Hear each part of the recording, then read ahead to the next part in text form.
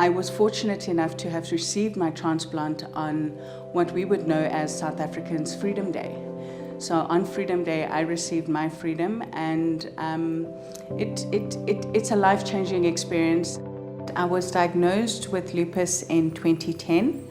And for those that do not know what lupus is, it's an autoimmune disease in which your healthy tissue fights your own tissue, and that resulted in the loss of my kidney, or end-stage kidney failure. I only started dialysis full-time in May of 2014, which would then be the three days a week, 4-hourly sessions.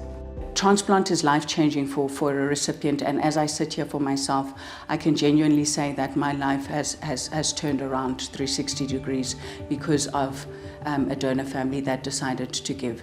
So there are two types of donors. There's a deceased donor, and that is where your family gives consent in a very traumatic time of their lives when you pass away. They consent to you becoming a deceased donor, and then a system falls into place where we're contacted as the transplant team, and our transplant coordinators go and sit with the family and work with the family, get all the consent in place, and then work with the donor to bring the organs to the hospital for transplant. One can also be a living donor, and that is for a kidney or a liver transplant. You know, it takes a very special kind of a family or an individual to decide to give of their loved one during a time of grief and sorrow, particularly to somebody that they do not know. The terminology that you'll see floated around is giving a gift of life, and that truly is the case.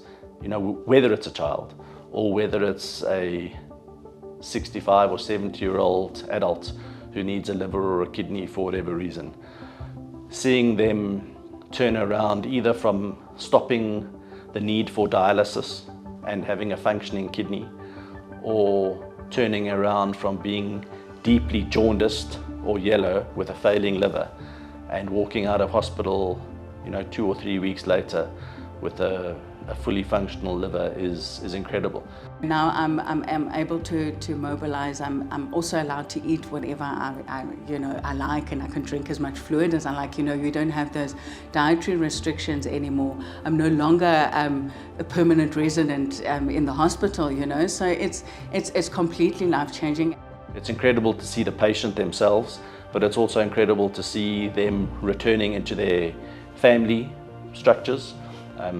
It's incredible seeing them return to the sports field, into their work environment.